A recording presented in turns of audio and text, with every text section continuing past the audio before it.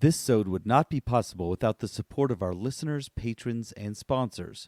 If you'd like to find out more about supporting the 3-Bit Gamer Show, head on over to our Patreon at patreon.com/3bg. And a huge shout out goes to the big bad boss level patrons, Christopher the Contemptible, Painbringer Patrick, Sinister Skylar, and our newest boss, Steven the Skull Smasher.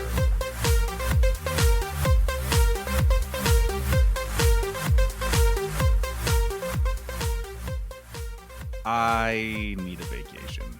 Same. So, how much time you guys thinking? I don't know, how much time can you take off? I just started a new job, so maybe like 2 days. Ooh, that's rough. How long do you feel like you need? I don't know. 3? 3 days? 3 months? Wait, you feel like you need 3 months off? Yeah. Do you not? Well, I mean, we're not in Europe, but actually, you know what? Yeah, I actually do need 3 months off. Yeah, that sounds good. Me too. Awesome. I'll let my boss know tomorrow. Dude, we should go to Wendover.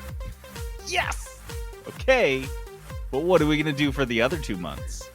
No, not Wendover. You just logged into the 3-Bit Gamer Show.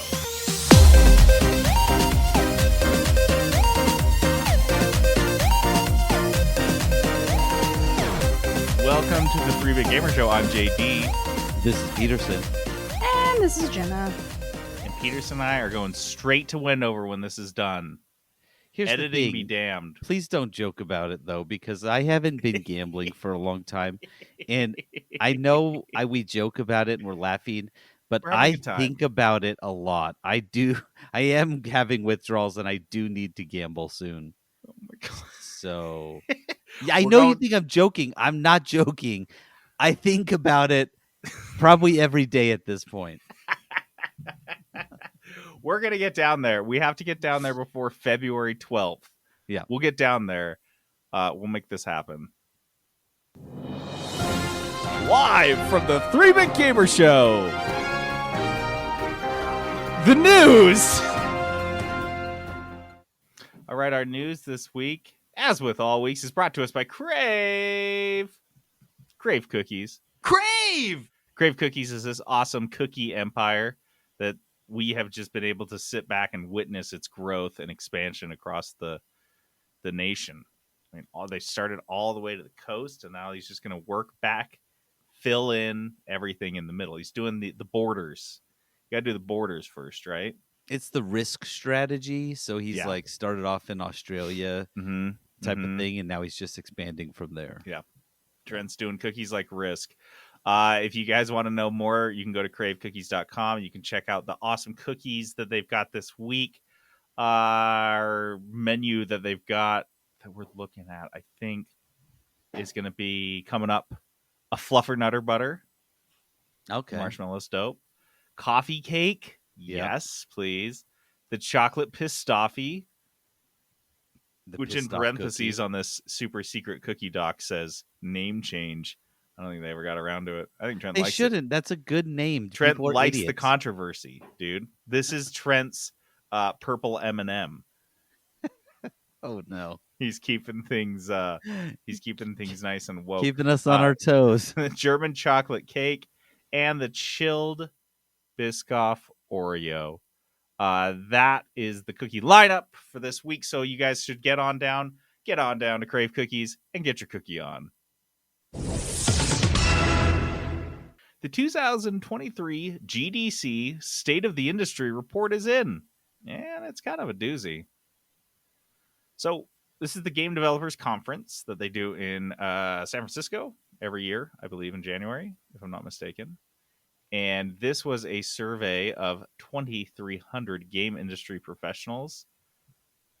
And there were a lot of questions they asked. Peterson, did you go through this? Otherwise, I figured I could just kind of... I only went through the first part, so Okay. yeah. I just highlighted a few of the things that stood out to me, things that are personally interesting to me. The first one that really jumped off the page was a question they asked, which was, Which company is best positioned to deliver on the promise of the metaverse? First off is one that we've mentioned in the past, which is Epic Games and Fortnite at 14%. I believe that they were the number one positioned to profit off of that. Next up, in a three-way tie, or I guess a two-way tie, between Meta and Minecraft. So Mark Zuckerberg has spent half of his company's wealth to get to a shared second podium place with Minecraft. Dude, how the mighty fall, right? Yeah, he's going to revolutionize how people interact with each other, and he's going to do that on the tails of Minecraft. I feel like Fortnite's like, oh, we won that one. You guys think we're doing Metaverse? No, we just do Fortnite. You know, like the llama that you hit with things and it like dumps loot. That's us. But you know what? We could do meta. We could do. I guess we'll do a Metaverse. VR. It's fine. The best part is you know who the clear winner was? It wasn't actually Epic Games and Fortnite at 14%. The real winner of this question was no companies will ever deliver on the Metaverse ever at 45%. This is actually up from 33% last year. Oh my gosh. So look, things are looking up. So people in the game industry who would be, I think, a pretty decent bellwether of this went from a third of them saying, dude, I don't think anyone will ever deliver on this, to almost a half of them being like, no one will ever deliver on this. It's a dead dream in a year. So next year... This is the skull and bones business model. The more time and money you pump into it, the less likely it is to be successful. To come out. Yeah. Diminishing returns. To exist. Yeah. So that one's hilarious. I think we can go ahead and just say, barring any like crazy sci-fi level technology that emerges in the next, I don't know, 8 months, that we can comfortably say that the metaverse is a concept, at least as envisioned by lizard people like Mark Zuckerberg, is dead and in the ground. Another one was that another kind of trend chasing thing is that 17% of these polled developers were in favor of using blockchain technology in games. Boo. 61% are opposed. All 17% of those were dude bros. They all own stock in whatever. No, bro, listen though. Dogecoin. It's the blockchain is where it's at. You don't even know. We're gonna build a city in the desert outside of Las Vegas, and we're gonna base it all on the blockchain. The blockchain city. It's gonna be awesome. You guys are gonna love it. Everyone's like, JD, that's a silly, dumb joke you made that doesn't make sense. Google it, because that was a real fucking thing. These dude bros, they're out of control. They thought that you could just, like, I don't know, blockchain isn't like a magic system that you guys have just come up with, and you can just wave your wand and be like, look, blockchain. We're going to blockchain a city. We're going to blockchain a video game. No one knows what blockchain means at this point. Yeah. It's not magic, though. I know you couldn't use it to build Stonehenge. Blockchain will not do that. How do you know? Sure it's made of blocks. Jenna's got a really good point. You know what? I rethink everything, Jenna. Thank you. You're welcome. That's about as good as the arguments as you get with these dude bros on Twitter telling you about Dogecoin. You know what? You're right. All right. Yeah, that's okay. Because you got to ask yourself, why not? Oh, shit. Hold on. Let me get my credit card. So, of these respondents, I found this one really interesting. 39% of them work for an indie studio, while only 23% work for a AAA studio. I guess it would make sense that there are more jobs in indies and that the people at this conference, at this developers conference, would be more represented, that indies would be more represented, I guess. Yeah, because the AAA people were getting laid off, getting worked to the bone. So they're getting like they could take off 3 days to go to a conference. Yeah, right. They got to crunch. They like it's crunch time, and Yeah, they're like, that's we've been doing crunch 72 time for hours the 3 company years. paid for, you assholes. How dare you? What are you thinking? This is pretty, it was pretty flat. Support for unionization remained, it was 55% last year, it's 53% this year. I'd say probably that's margin of error stuff, about the same support that you'd see for unionization. I'm surprised it's not higher. Honestly, I'm surprised it didn't go up at least a little bit based on the movements we've seen and the emergence of the biggest video game union in history. But the last one, Stay kind of the same. yeah, stayed the same. Last one was that 91% of all respondents said that player harassment and toxicity is an issue in the industry. So, Well, what are the other 9 doing? Working at Riot Games? they're like, things are fine. Things Dude, are this is great. I don't understand. No one ever says anything to me. Look, this is just what it is. It's not harassment and it's not toxic if everyone's doing it. Everyone's so sensitive. I never get offended. You can call me anything. Like, it won't offend me. Like, whatever. I was born in this toxic wasteland. It's not toxic to me anymore. All right. So, yeah, I'll be interested to see next year. That's the number one thing I am looking at, though, is the support for unionization and see if there's movement. See if there's on a that. trend. 3 years in a row would be If it's all the same and it's all flat at 55, 50, just over 50%, yeesh, that's interesting. That's a lot of work for the unions to do. honestly, though, I think those numbers though are favorable towards the union.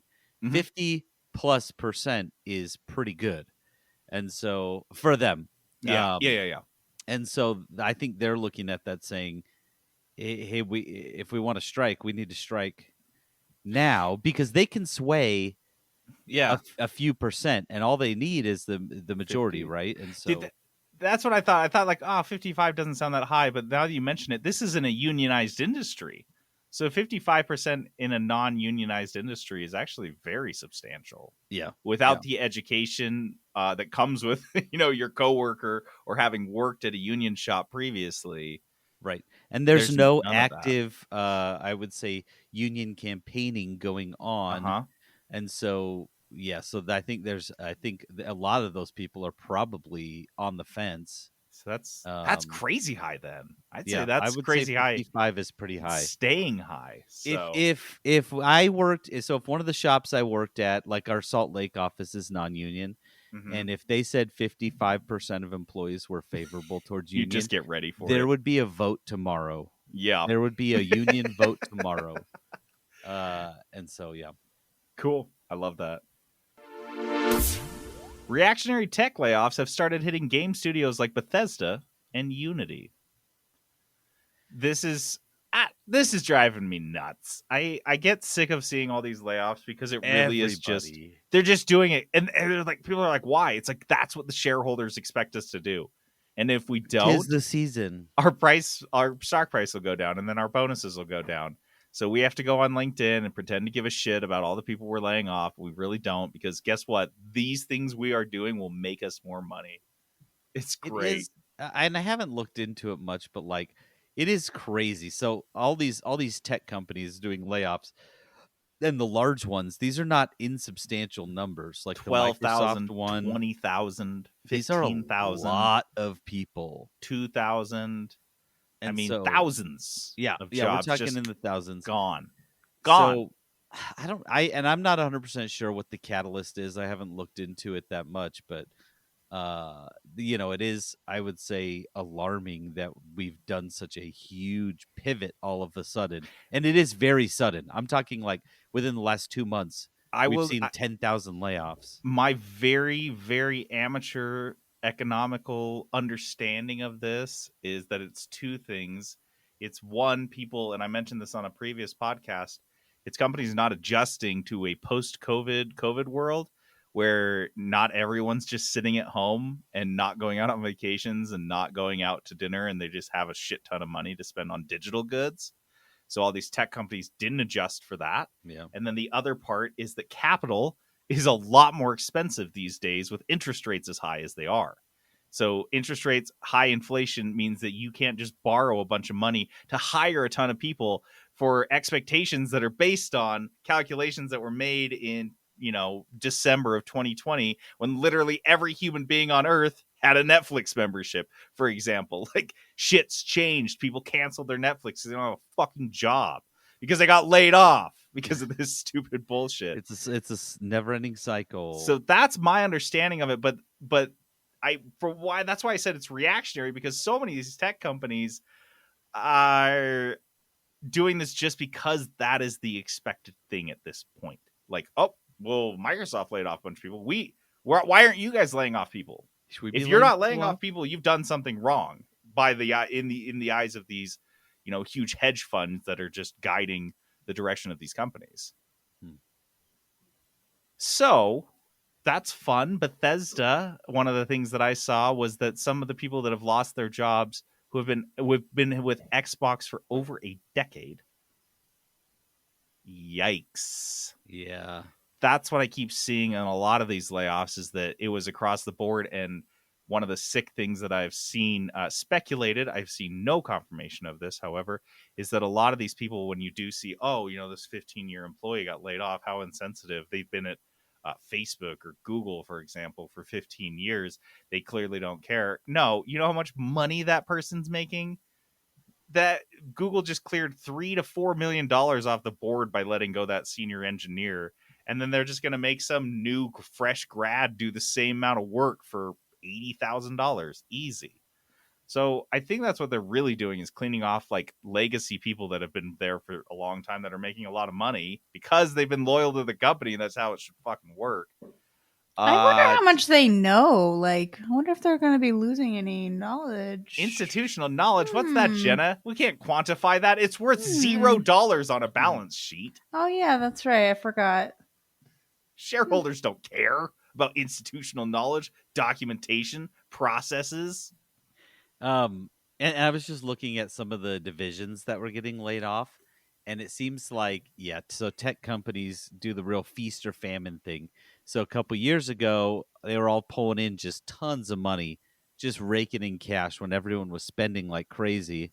And they started up all these like idea organizations. And those were, dude, that's not from internal money either. That was borrowed money. That's the key. Because, I mean, I don't know if you refinanced your house, but we did during the pandemic because the interest rates were like 2-point-something%. Yeah, 2.75. That's crazy. Of course they were like, borrow money, open 8 R&D offices in Austin, Texas. We don't give a shit. Money's free. And PPP loans, money's extra free and everything's forgiven all the time. Actually free. This is crazy. This is great. And then that ended.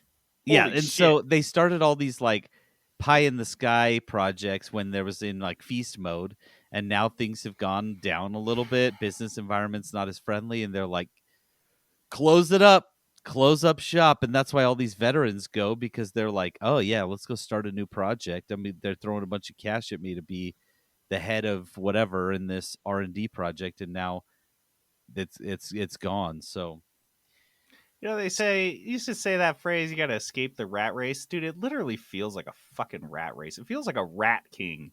Everyone's tails are all knotted together with their own shit. Rat king in the sewer is all it is. That's like America right now. It's just one big rat king. And you can't get away. You can't escape. You can't gnaw your own tail off. It's too matted. Overwatch teams have begun to collectively bargain against Blizzard? Dude, okay. This article put on here as a joke because the headline was funny. Read this. This is Jacob Wolf, who does great esports reporting. You can check, he has like a newsletter. JacobWolf.report. And he's reporting on the Overwatch League here.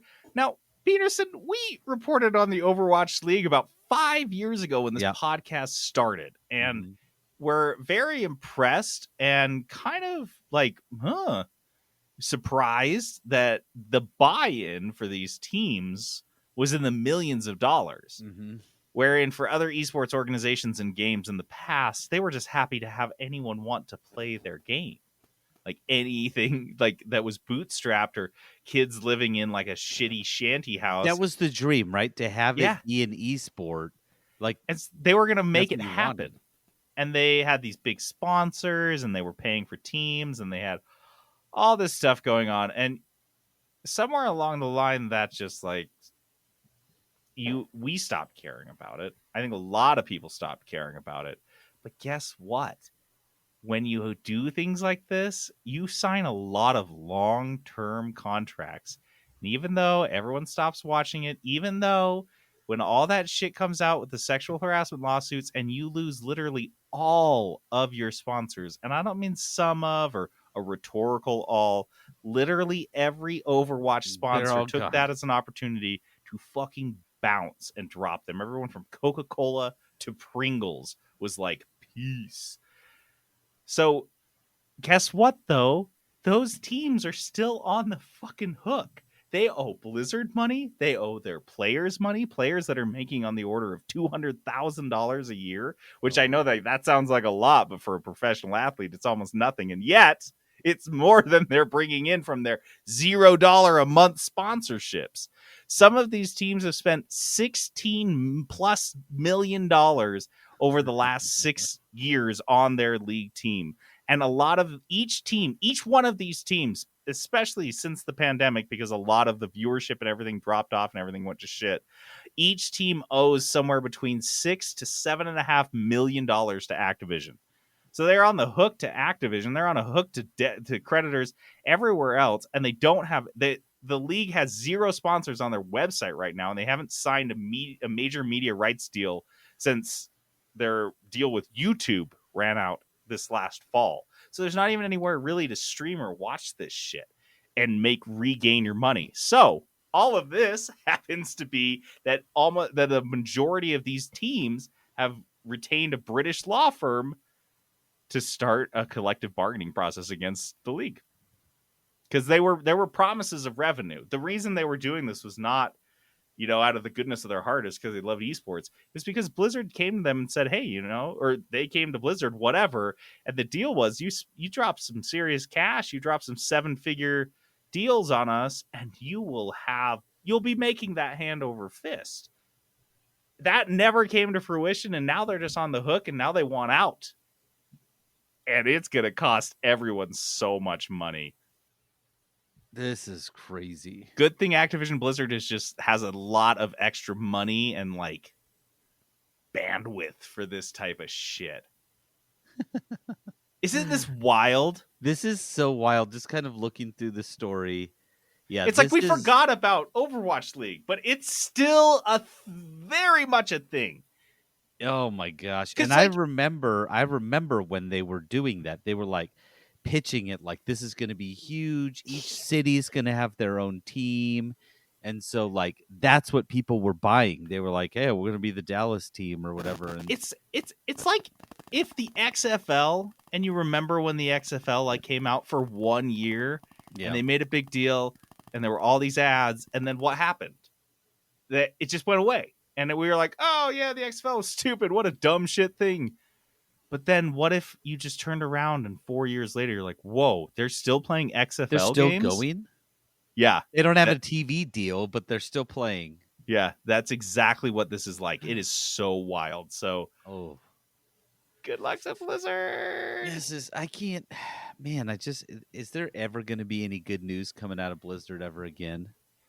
Great theoretical question. What is one good piece of news that we could theoretically think of that they could do? Heroes of the Storm 2? No, because it'd just be they'd Overwatch 2 it. It'd be the same thing. I just don't think they have the capacity for good anymore. They'd have to do Warcraft 3, 4, Warcraft 4, Forecraft, and they'd have to call it Forecraft to satisfy people like me. Yeah, they'd have to release Forecraft, and it would have to be like everything you want out of it. That's it. That's all they've got. I got nothing else for them. Yeah, that's wild to think of. I didn't ever consider that. They have no path out Mm-mm. of this. Yikes. Nope. Nintendo still can't keep up with demand for the Switch, and they worry it'll get worse with the new Zelda game. It'll definitely get worse. Dude, they shipped. Okay, so this is the deal. They shipped 21 million Switches in the last fiscal year, and they had projected, oh, well, we'll do 19 this fiscal year. I mean, that's back of the envelope math. You're like, yeah, that makes sense. It's Sure. 6 years old. The Switch is 6 years old. And it would make sense that you'd just be like, you would reduce the amount of units in typically a product, console life cycle. And Switch should be selling 2-3 million units a year, maybe max. So the idea that they would go for 21 to 19 made perfect sense. Well, no. Apparently, the 19 partially was influenced by the fact that they're like, well, it's kind of hard to make them. It's hard to get the units. So 19 is like a safe bet, and it's kind of what they think demand will be. And then no, they came back and they're like, that's not going to do it. 19's not going to do it. If we want to release the Zelda game and sell as many copies of this Zelda game as we want and all this other stuff and keep people excited about the console, selling at $200 right now, it's a no-brainer. This is like if you drop your Switch, this is at that price. Like, Yeah. your kid throws the remote at the TV and you just go buy a new flat screen because it costs like nothing. It's the same thing with a Switch at this point. Like, your kid drops his Switch and you're at a certain financial level, you do not blink about buying another Switch. You're like, So, man, just gotta go get a new one, I guess. shit, I guess I had another one. And all the accessories and everything else. Yeah, the Switch is just killing it. That's the story here. What the fuck? And they've got the second Zelda coming out, and that's gonna be, we're gonna see a resurgence of people playing their Switches, because I do feel like, at least personally, the Switch is kind of at a lull. Yeah. There hasn't fair. been anything really exciting on it for a little bit, but Yeah. this is going to be the thing that gets people back. They're going to dust them off, start playing again. People are going to be talking about Zelda, and then everyone's going to be like, "Dude, I got $200. I'll go buy a Switch so I can play Zelda." And is Hogwarts Legacy coming out on the Switch? I think it's coming out later. If I remember right, they're gonna be fucked because that's the kid console, right? yeah. Like, kids don't. Maybe not every kid has an Xbox, especially one of the new ones or the new PS5. But like, every kid's got a Switch, and Hogwarts Legacy is gonna come out, and that's gonna be the bee's knees. Every kid will need that. Yeah, Every kid's gonna need a Switch. $200, $250 gets you into Hogwarts Legacy, ready to go. Like, that's the easiest way in. it'll be a big year for Switch again, I think. So, That's so I mean, crazy. Nintendo just does well, Just no matter what. crushing it. No matter what they do. Wizards of the Coast has turned over the core rules and mechanics of Dungeons and Dragons to the Creative Commons. Okay, so Did you make this heads or tails of this? kind of, man, kind of, but kind of not. It's a lot of Mumbo and yeah. some jumbo. I'm not necessarily understanding, but what I do know is that last week we reported on Wizards of the Coast, their bad decision to what did they do? They wanted to They're going to update their licensing agreement so that anyone that made any content using the Dungeons and Dragons license or rule set or using anything Dungeons and Dragons to do with them at all, they were going to have to cut in Hasbro. So you would have to, if I understand it right. So if you're if you're a professional DM, which those guys exist, Yep. And it's just like a part-time thing, you have to report your revenue Yeah. to Wizards of the Coast. If you're a game store that is D&D branded, Yep. right, report your revenues to Wizards of the Coast. If you are a podcast that's doing D&D content, got to report that all, right? So of course nobody liked that. This was the opposite of what anybody wanted. People were already bailing. They were like, Yeah. all right, well, I'm going to go to the different systems then. Forget it. And So they rolled it back almost immediately. Like maybe a week later, they were like, okay, whoa, hold on. Way Okay, too okay. long, by the way. Yeah. They're like, well, maybe that we were a little hasty.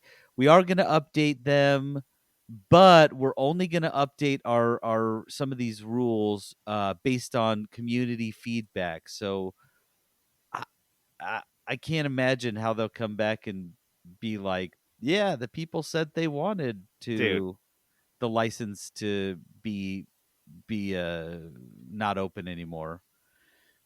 I don't know. I think it's crazy that they waited for so long while this oil spill just pumped for like a week, and everyone just bailed. And I don't think that the damage by saying we're giving the core D&D mechanics to the community through a Creative Commons license, which means they're fully in your hands. And then if you want to use the quintessentially D&D content from the SRD as such as owl bears and magic missile, OGL 1.2 will provide you with a perpetual irrevocable license to do so. So basically a lot of big words, and they're like, no, we're just kidding. It was all, you can do whatever you want with these specific things. But like with an oil spill, I feel like the damage has been done. People have seen the true colors, the filthy, grimy underside of Chris Cox. Mr. Cox. Mr. Cox. Mr. Cox. Cox. No X. I just no want to point X. that out. No X and a very punchable face. Chris Cox. Mind you, the spokesperson that I saw that had come out and said, "Oh no, hey, this was hasty. We're going to roll this back," was not Chris Cox.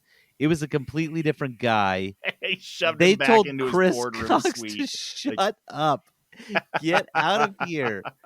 Just Why are go- you fucking talking? Who gave this guy the internet? We said no internet for Chris Cox. He sits in the room and plays with his pretend internet. His keyboard's not even plugged in. Jim, do not let somebody like Chris Cox speak to the public. So it was cannot a happen. different guy came out and was like, yeah, this was a bad decision. We're not doing that, which I thought was pretty funny. Uh-huh. With a less punchable face, mind you. Good. Well, we'll see. I think the trust, you don't get a lot of opportunities, especially with a community like Dungeons and Dragons, where it is almost exclusively community-driven content creation. This isn't fans shipping characters of an existing media. This is net new everything. Stories, characters, everything. Just like And in the they- good old days. And they want it. That's right. Chris Cox is not going to let you keep it, so don't think that it's yours because he thinks it's his. Development and support for Marvel's Avengers is officially ended. This is the Peterson's story. jam. We should have called Aaron for one last fuck you to Marvel's Avengers. Okay, this game, mind you, has only been out for 2.5 years. This is a games as a service game. And they just came out and they were like, Crystal Dynamics and Square Enix, they were like, you know what? We can't do hate this it. anymore. We hate it. And so what they're doing, all support for the game is ended. So there's no Mhm. more servers. So mind you, But the game wasn't that it ends September in September of this year, right? Yeah, What was that yeah. September date? Okay. September 30th. Yeah. So they're not developing it. The servers are closed. The game will still exist, and you can play the single player and like essentially the story content, which is Okay. not big, not long, very No. short. And they said, you know what? And as like on the way out, everything in the store, everything is just free. They're just giving it all Imagine if away. you were a whale that had spent a couple $100 on this game. Yeah, You'd be dude. so mad Dude, for so many reasons. you know there's a guy who just dropped like $100 like Yeah. last week. And now they're like, oh, yeah. we're Somebody just was gonna open up budgeting for a skin that is now free. and they just opened it up. All the skins are free. Guys, just rip. Rest in peace. Marvel's Avengers. They tried. They failed miserably. Yep. This game was universally panned. So yeah, they got the license for the Avengers of peak Avengers time and completely screwed themselves over. We should have a trophy case for games like this. If you have been in our news segment more than like 10 times, which Marvel Avengers absolutely made more than a dozen appearances in our news. Oh, they're like a regular You whipping got boy. and then the game closes in shame like this. There's got to be some sort of award, acknowledgement, in memoriam thing we would do for them. We need an Maybe in a Sheryl memoriam. Crow song. Yeah, just to. I don't know. Okay, we have a shelf, a glass shelf, okay? Okay. An in memoriam where they each get their own plaque or whatever. Yeah. And the Sheryl Crow commercial with the sad dogs is always Yeah. playing on a monitor inside there. Perfect. You get it. Skull and Bones has a plaque there. Ubisoft has a plaque They're not even there. out yet, and they're already there. Yeah, It's yeah. just Good like, for Skull and Bones. There's a few games that really stand out head and shoulders. Amazon and, Game Studios, that one that they released, it didn't even make it a year. Crucible. Yeah. Oh wait, and is that one game still out? The one you played, New World? Yes. Does that still Yes, exist? I think it still exists. I don't know if anyone's playing it, but it still exists. New World would have a spot on that shelf. We talk shit on New World a lot. Anthem. Oh, Anthem's a great one. Anthem was it. good. Oh man, yeah, we got to figure out the Hall of Shame. Maybe we just need a Hall of Shame. That's a what we need. Yeah. Hall of Lame. We'll think of something.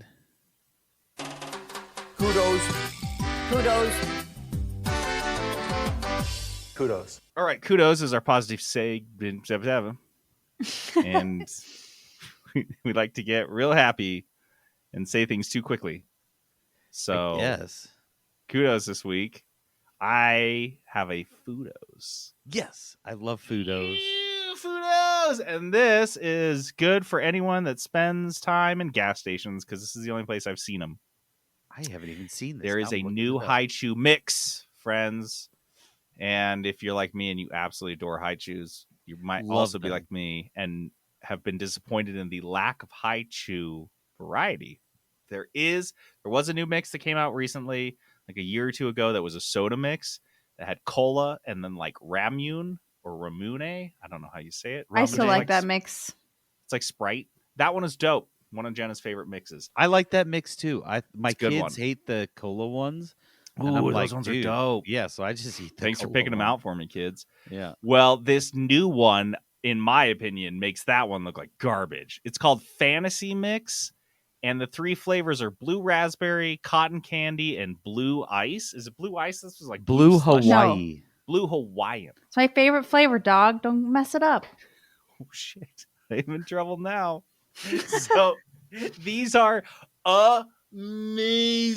These are going to be the most perfect summer candy in the universe. The cotton candy is my favorite. Dude, they're the best, without a doubt. For me, they're the best Haichus ever. The best three Haichus. Not like one of them's really good and the other two are okay. It's like every other Haichu pales in comparison to these three. It's called the Fantasy Mix. You can get it on Amazon if you're really desperate. But if you're like me and you like hunting, I would recommend gas stations. I bet you'll be able to find it. Haichu does, I feel like, get around whenever they have a new flavor. I end up seeing them. They're not coy with it. Mm-mm. But the Fantasy Mix is, I mean, we probably bought 4 bags of this so far. I'm in. They are very, very, very, very good.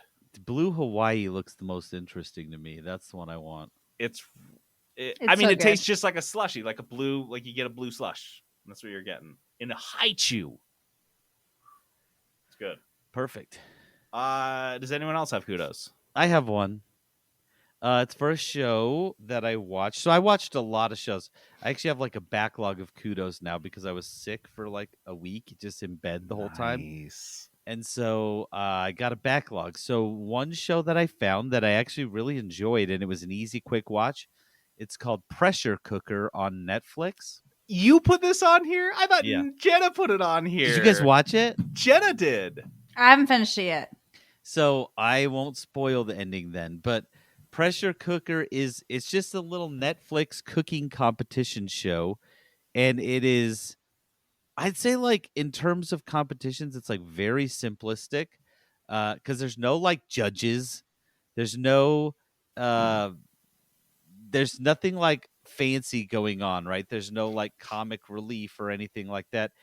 It's just like 10, 12 or whatever chefs. Okay. They put them in a room, like in a big house situation, and they're in there. There's never a host. They get communicated via a chit. If you've ever worked in a restaurant, it's a ticket. So the ticket printer, Okay. and that's it. They'll be like ticket printing, and then it'll print up, and they come and read it, and it's like, oh, here's our next challenge, and then they do it. It's just a lot of cooking challenges, which is the stuff that I like in MasterChef. Yeah. And then they got like this whole Survivor thing going on where they like vote each other off. It's very interesting in terms of the format. It feels like a reality show like you haven't really experienced before. You can definitely tell it's like a first season because some of it feels a little janky. Yeah. But I mean, I love a good cooking show with like, especially when they put parameters around it. Like one challenge they did, which I loved. I'd never seen this before. It was they had to pick a color, and everything on the plate had to be that color. So one chef's like, "Hey, I'm doing red," and then like everything on the plate was red. It was the monochromatic challenge. Red foods seem like the easiest. Or they had red, orange, let's see what, a green. Red is good. But yeah, it was a purple. It was all really interesting, so it was pretty cool. I really enjoyed it. Easy watch. Like, I'm talking, the episodes are like maybe 40 minutes on a long one, and it's only like 10 episodes or something like that. I just kind of blew through it really quickly. So yeah, Pressure Cooker on Netflix. I would definitely recommend checking it out if you like cooking shows, which I do. That's funny. I saw it on Netflix, just the name, while I was scrolling. Jenna loves this. And I mentioned it to Jenna because at some point a couple weeks ago, she was using our slow cooker. And I was like, oh, dude, there's this new slow cooker food competition on Netflix. Oh my gosh, you thought they were using pressure cookers? Well, that's not even the same fucking thing. No. A pressure cooker is not the same as a slow It cooks cooker. faster than a slow cooker. Yes. So I told Jenna, I sent Jenna off to Netflix with this god-awful recommendation. It is so wrong on so many Jenna, levels. there's this new crockpot show on Netflix. A bunch of grandmas with It's their called crock Pressure pots. Cooker, but it's not about pressure cookers. It's about crock pots. Trust me. I saw it briefly while I was scrolling. Are they all making roasts every week? That's all they make. That's what I was like. What kind of show? And how boring is that? You just put all the ingredients and you just stand there for 4 fucking I'm going hours. to set this for 7 hours, cook it on low. And I'm just going to sit here and knit. Like, dude, a sniff test of this very recommendation should have told me this was a dumb wreck, but I made it anyway. And so, like, I see Gosh. later, like that week, I see Jenna watching. I was like, "Oh shit, you're watching Pressure? You're watching my recommendation." He's like, when are you making new food? When are you making more pressure cooker food for me? Based off the Not own a show. pressure cooker. Oh my gosh. Jenna's like, "Yeah, no, you were totally off base, but it's actually pretty good." Yeah. Yeah, it's definitely worth a watch. It's like the show to watch when MasterChef is not airing. Okay. Right? It like gives me, it's not as good, but it gives me my fix. That's good because it's hard to get that fix because so many things have a gimmick or they've got Alton Brown in them for whatever reason. Yeah. Okay. Yeah, no, I like that. This one will definitely it'll give you your fix while you wait for MasterChef babies. Okay, good. Which because we looked it up and that shit's not coming till like the summer. What a nightmare. They I need thought to it go was- bachelor style on this and do like 2 a year. Yes, Like, I would watch every single one. I don't care. Give me 2 a year. That's what I want. Dude, I would watch MasterChef babies versus MasterChef adults. I'd watch any mixture of anything. I know, me too. I'd watch a MasterChef dating show. I don't give a fuck. Just stop doing only 2 things. Dude, that reminds me. We started watching just a quick aside. We started watching an old season of The Amazing Race. Okay. It's not that old, maybe like 3 or 4 years old. But they have like existing couples and blind dates. So people are. Have you ever seen The Amazing Race? Yeah, my dad used to It's watch like it the all most time. stressful Mm-hmm. way to travel. And then the teams are half the teams are people who have just met for the first time. They don't know each other. And they're like, are you guys gonna couple off? And I'm like, no, they all hate each other now because this is the most stressful situation anyone has been in. It's not like a And movie when a man and a woman meet during an action movie and then they make out at the end. no. At the end, they both go get therapy and they fucking can't stand the sight of each other because the existence of each other triggers them. This is like if you were late for your flight and you're running through the airport and you're like in the line, to Mhm. go through security, all that like anxiety and stress. That's their whole relationship. It's like, yeah, these people they're gonna hate each other at the end. And so, See, I'd watch MasterChef Amazing Race. I'd watch the Amazing Master Race. wait, you can't say that. The Amazing Master Racers. There you go. Oh, I see. I didn't. There it He is. just got it now. There it is. It's like this is you can't that show. It's a working title. Don't send that version to Gordon. I will workshop it a bit. Run it through some sensitivity testers. Wait, dude, a travel show cooking competition where they travel to a country, have to make the food from that. I'm in. Gosh Yeah, dang it. just let's don't do this. include the word master. We will be set.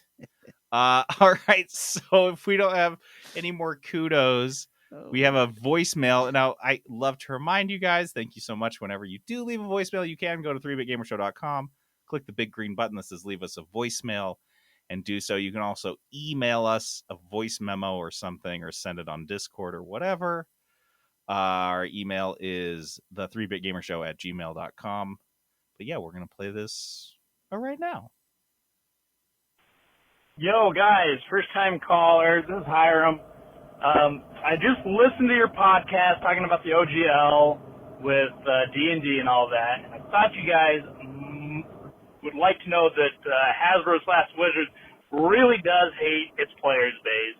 I'm a big player of Magic the Gathering, and there's been a lot of hot topics this year, but the biggest one has to be their 30th anniversary edition, which is $1,000 for 4 packs that have 15 cards in it each, for a total of 60 cards. But this is the catch. None of them are legal in tournaments. They're all fake cards.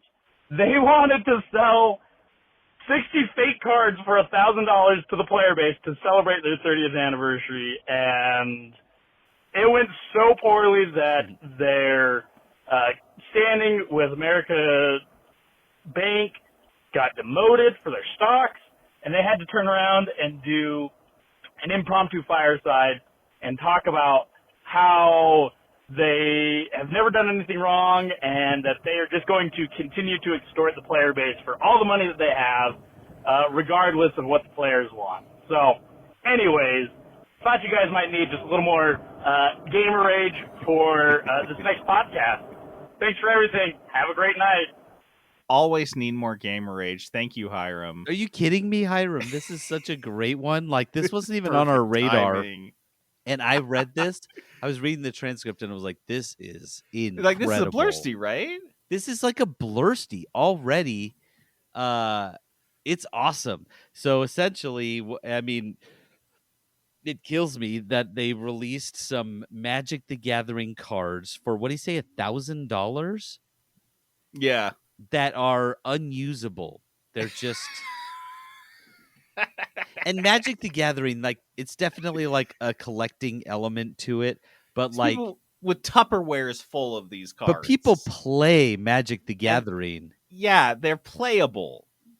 In And- certain and- tournaments, you can play any cards. It's not like these. Pokemon. I would say Pokemon, the vast majority of people that collect the cards don't play the game. So that's Pokemon. This is a great example. This is like the Pokemon cards that you'd get like in a Happy Meal, or you got with the promotion for the movie. that aren't legal, that Right. aren't tournament legal, they come as a promotional. And like I said, when you go get a movie ticket or you buy a Happy Meal. But this is just give us cash for useless cardboard. And not a little bit of cash. It's not like, yeah, these cards are like, it's like $50 a pack, like it's a collector thing. No, Nope. $1,000 for 4 packs of cards.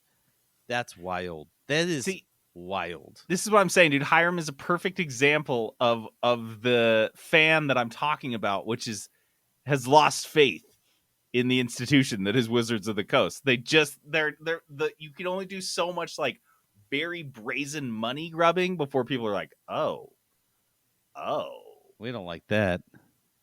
yeah. So awesome. Thank you so much for the voicemail. Again, people feel free to call in 3biggamershow.com and let us know your thoughts on stuff. Alrighty. Spin a Blurstie clip or something. Blursties. You know where to turn. Blursties. All right, Blursties. Blurstie results are in, folks. The results are in. I am so happy. Thank you so much to everyone who nominated, who voted, who called in throughout the year and shared these Blursties with us so that we could make sure to get them on the board. So without further ado, I assume we're going to spin some like award show music here. I'm going to read these results. I'm so excited.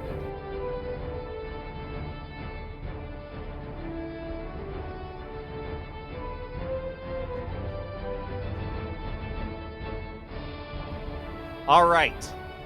Our first category this year, biggest disappointment. Our nominees were Overwatch 2, Choo Choo Charles, Pokemon Scarlet Violet, and the Halo TV series.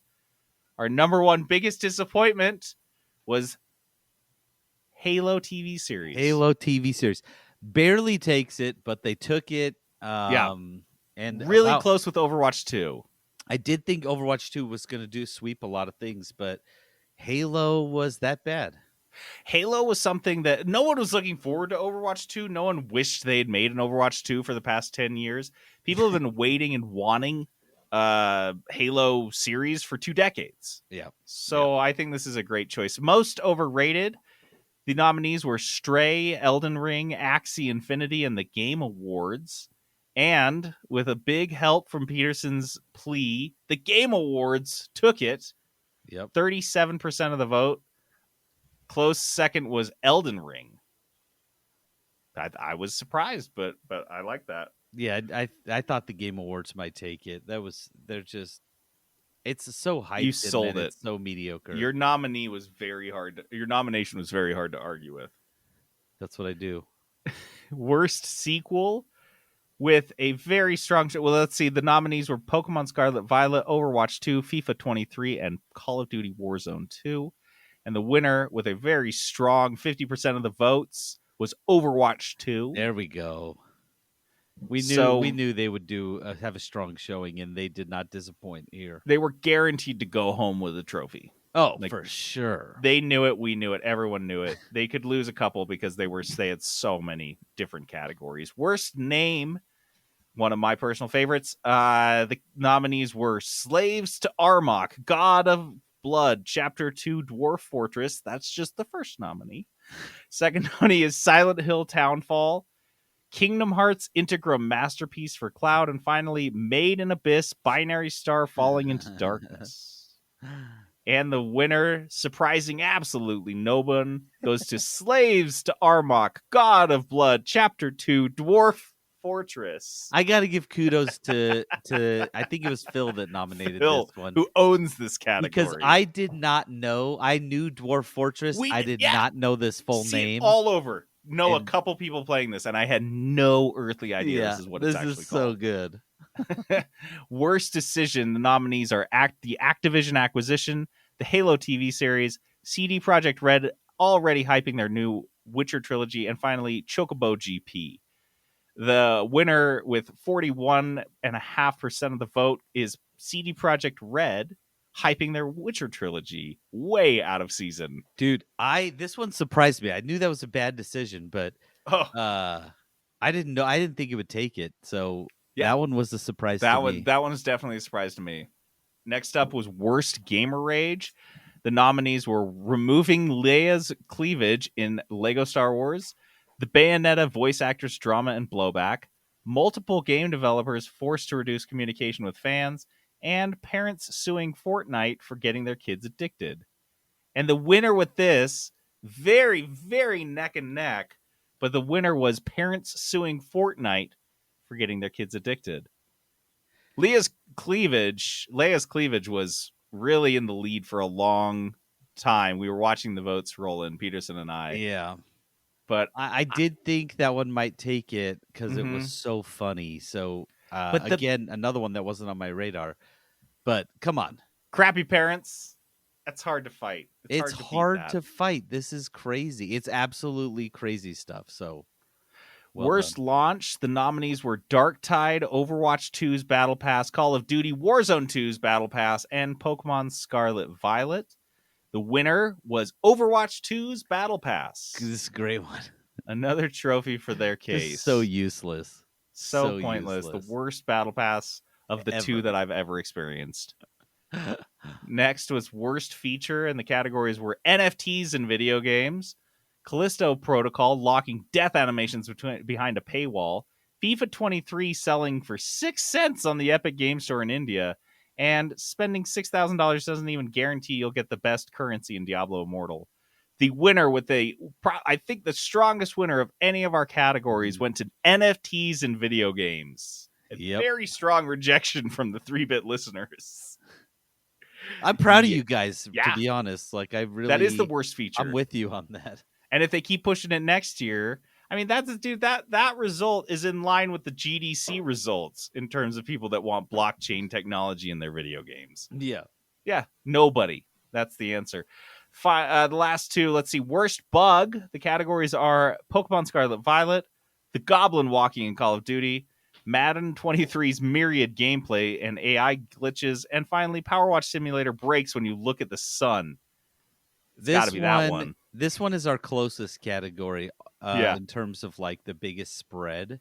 People liked all of these bugs almost evenly. It looks like a pie chart, like a pretty even pie chart here. Mm-hmm. But the winner was the Power Wash Simulator breaking when you look up at the sun. It's Such a so good bug. beautiful. That's a fun bug. I like that one. I like that the solution was don't look at the sun. Just don't look up there, okay, guys? General best advice. Our final category, our golden category. This is the one that everyone's actually sitting around for. This is the best picture of the Blursties. Worst studio. Our nominees this year were Activision Blizzard, Netflix, Meta Platforms, and Square Enix Montreal. I will say I was a little disappointed not a single soul voted for Square Enix Montreal. Okay, I understand. You'll never have a chance to do it again, but that's understandable. You guys really wanted to make your point and have your voices heard, and I agree that Activision Blizzard was the worst studio for, I think, the second year running. Yeah, they have really been making a great case for themselves in the Blursties. And they took some Overwatch 2. They've got the actual whole studio one of Blursty, so well done. Activision Blizzard. You guys really sucked this year. It was last year. They won it last year too. I was just checking results. Dude, that doesn't surprise me. Their fall from grace has been meteoric. I need to check the results on 2020 because for shit's sake, they may be the 3 times. Oh no, Amazon Game Studios took it in 2020 and they took it fucking hard. Yeah. They had like 70% of the vote. Oh my god. Yeah. What? Can I say I really feel bad because Pokemon Scarlet and Violet got snubbed. They were in didn't get a 3 single categories Blurstie, and they did they? didn't win any of them. They got close second in I think every single one. You know, we were Yeah. saying how out of character it was to see a Nintendo property so heavily represented on the Blursties. And I think that's about right. I think that's about right. That it makes a bunch of appearances, but it doesn't take home any Blursties. They got snubbed. They got snubbed. They And tried their hardest. That's as good as Nintendo can do. That's as Yeah. shitty as Nintendo can do as Pokemon Scarlet Violet. And they So- didn't get a Blurstie yet. Oh my gosh. So Activision Blizzard for the second year in a row takes home the worst studio Blurstie. Congratulations, guys.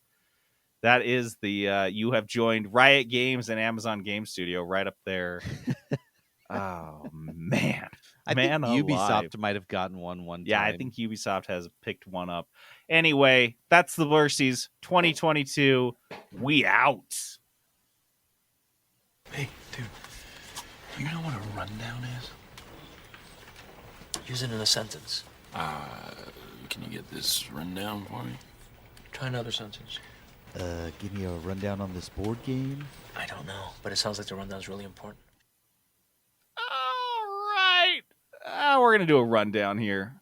I think What's a rundown? rundowns- What do you? How do you do this exactly? So you kind of talk about something that you like a game that you Look, played just recently. get the rundown, okay? Just do the I'll rundown. do the rundown, and you tell me if you think it resembles a rundown as far as you understand a rundown. You don't need my input. Just do the rundown.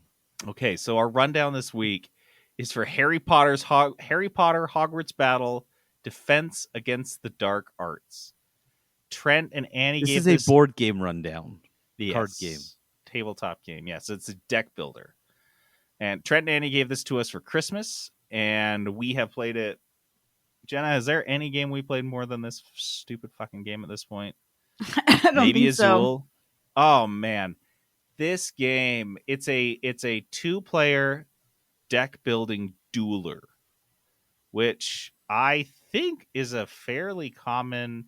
Peterson, I don't know if Peterson, are you familiar with any like deck building duelers?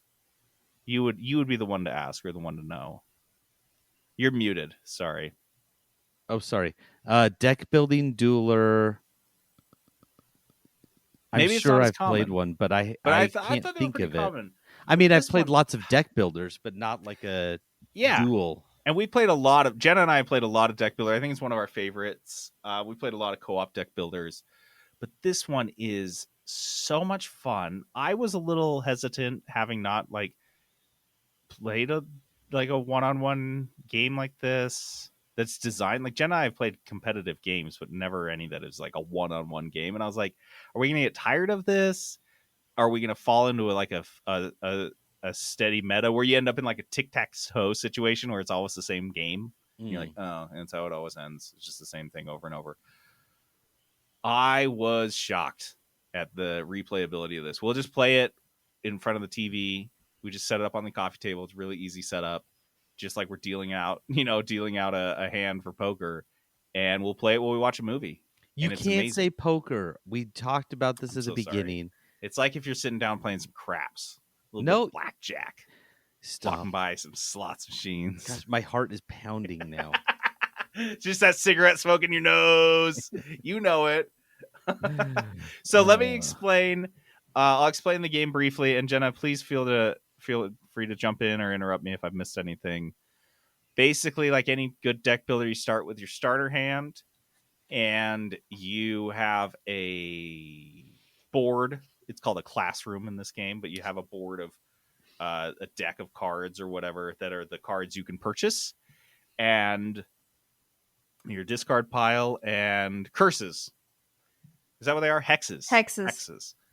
And so your cards allow you to do a number of things. Either you can collect currency, which you can use to buy things, new cool cards that do things off of the classroom or out of the classroom. You have a lightning, so you can do damage. You have health, so you can recover damage that's been done to you.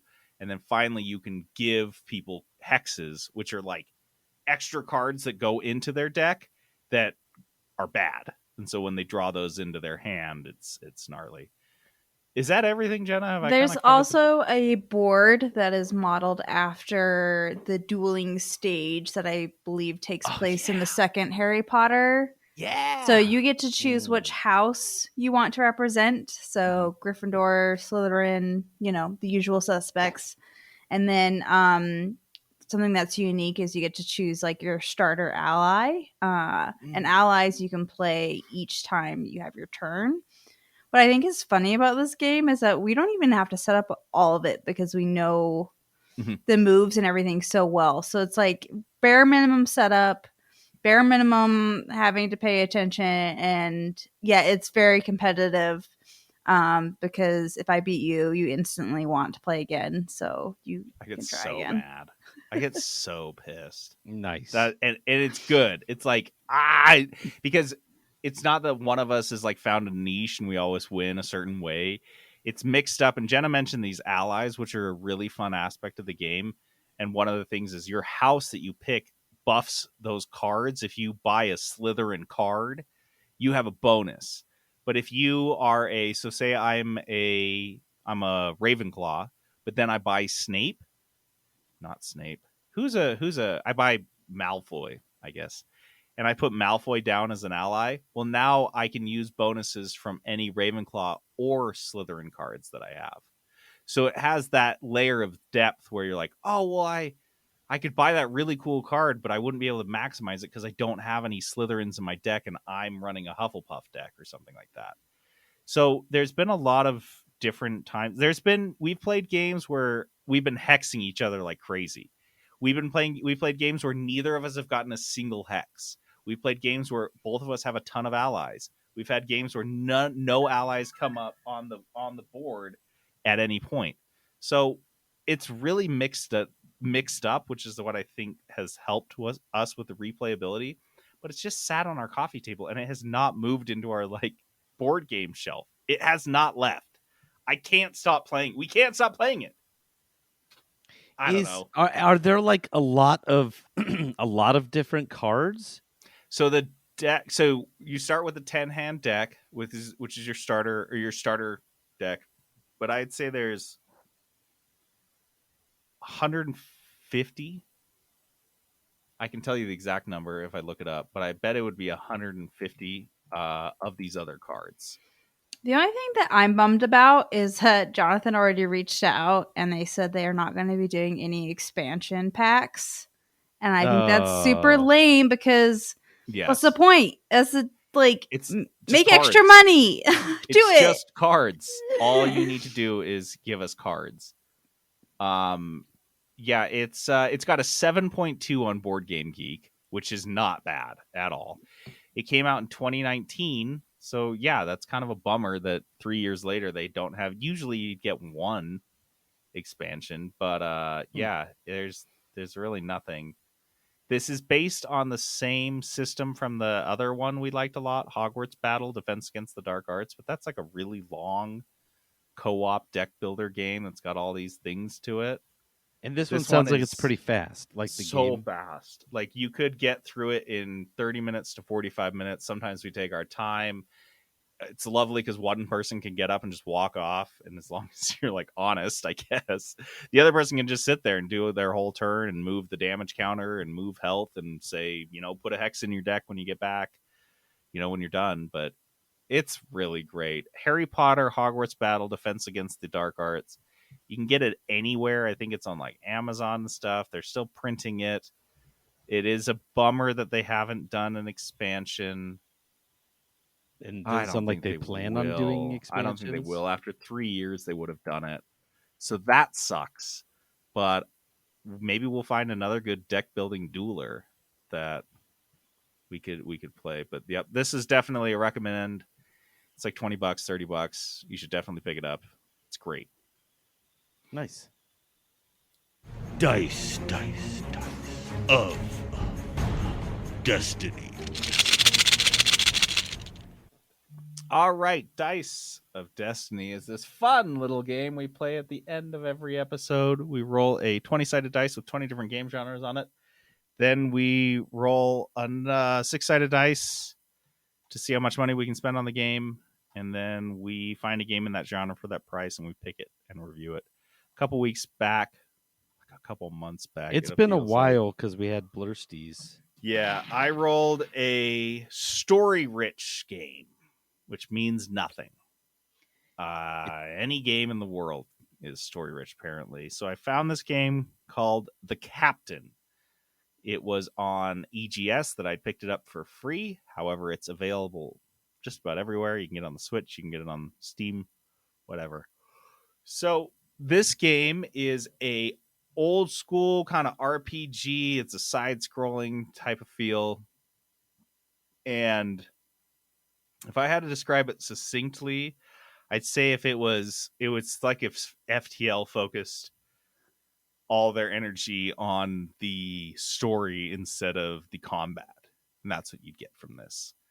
This is the whole idea is you are a captain of a spaceship who is trying to get this device to Earth so Earth can not be destroyed by some other alien that's racing to Earth at the same time. You have about 2 years to get back to Earth, so that's like your countdown timer. So ideally, when you're deciding which planets to land on or which missions to complete, you're taking into account how much time you're eating off of that clock. You can see Earth on the map, and ostensibly you could just set your destination straight there and see what happens. I'm sure that's something you can do. I don't know, because this game has been really troubling for me because I want to do everything and I am trying to do everything all at once and it's slowing me way the fuck down. The game says very openly and honestly, like, dude, we want you to play this game multiple times. We made it as easy as possible. You can fast forward through adventures. You can just get to the same. If you've done an mission before, you can just click skip and just skip it. So you can try all these other outcomes and see what happens. And something in my brain is like, no, fuck you. I need to do them all now. I want to do all 4 endings of each mission each time for some reason in my brain. So I end up just spending so much time walking back and forth on these. It's like a point and click kind of adventure. You like point to make your guy walk over and pick up something and then point to. Is there like puzzle solving? Like you have to use a certain item on a certain thing? Yep. Yep. And you don't want to use the wrong one. So here's a great example is see how succinctly I can tell this story. This asshole, this alien general, he shows up and he jumps me while I'm on my ship. And he's like, dude, I need that. You have some energy on your ship that I want, some energy device. And I was like, I don't know what you're talking about. He's like, it's right there.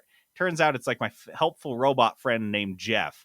And he wants the thing that powers him. And I was like, oh man. And so I had to go through all this hassle and this whole big thing, this kerfuffle, to basically save Jeff's memory chip and hand over his body to this stupid a-hole general. So I've got a chip on my shoulder about this general, and I'm really not happy about his activity.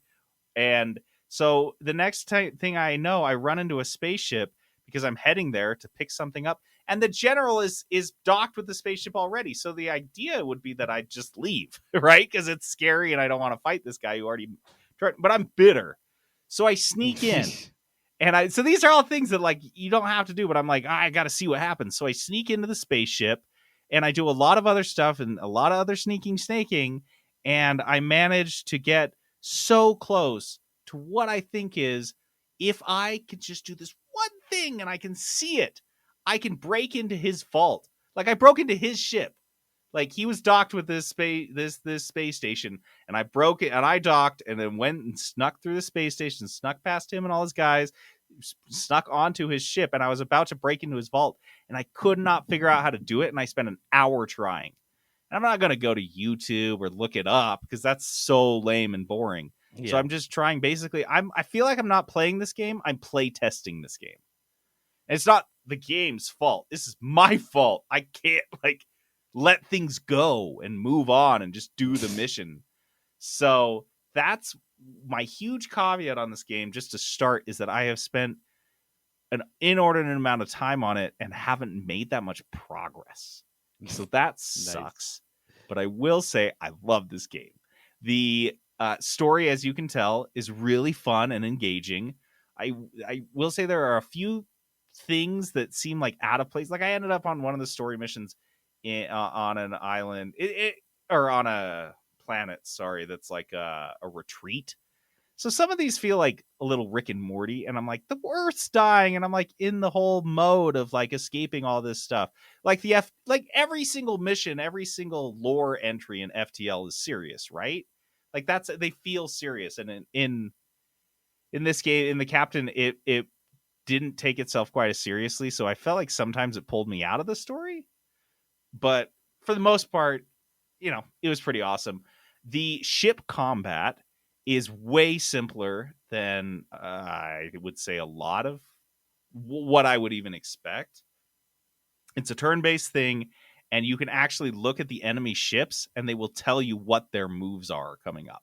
So it's like this enemy is going to put a shield up. This enemy is going to shoot you, and then the next turn it's going to do this and this. So you can actually just sit there and kind of like a chess game figure out exactly what moves to do.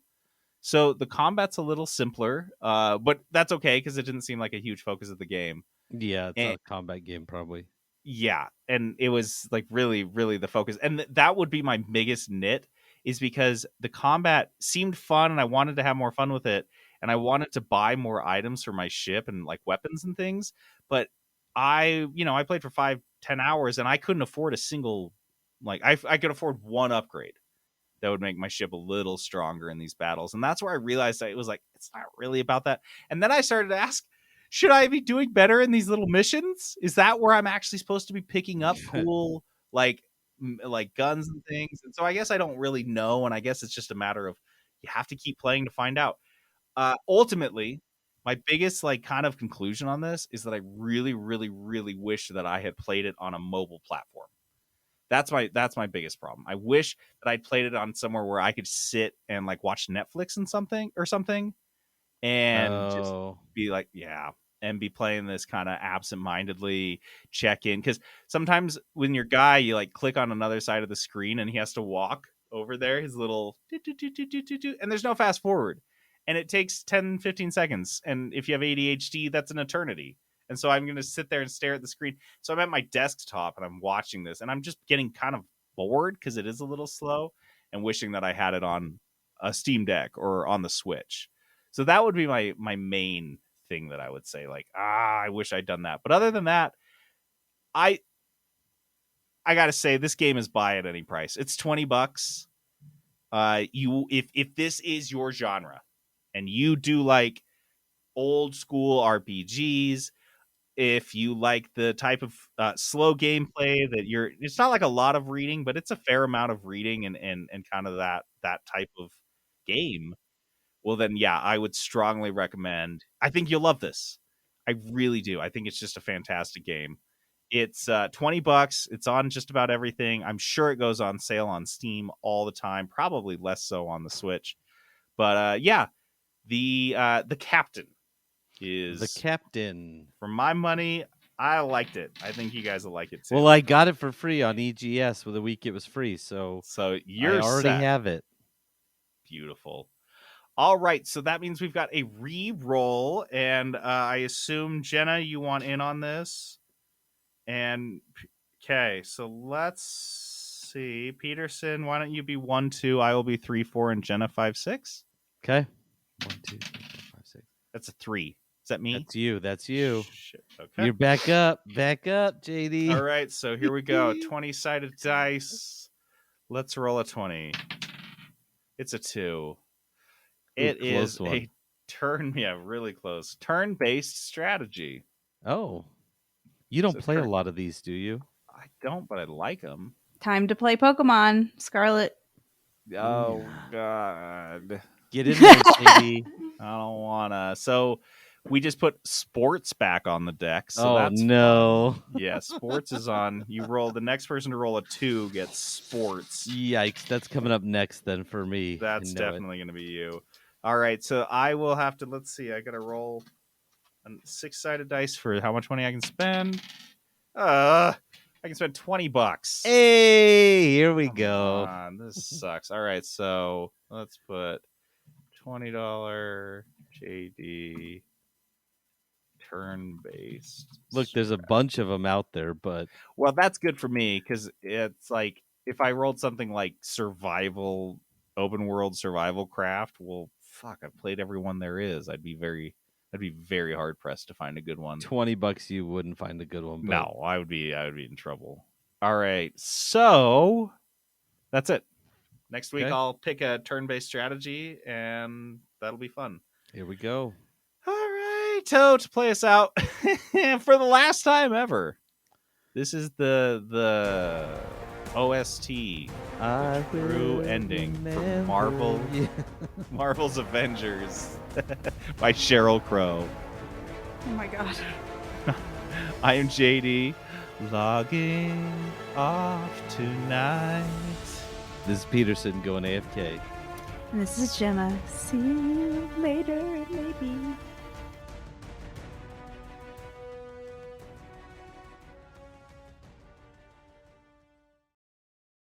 Peterson Productions. Oh yeah.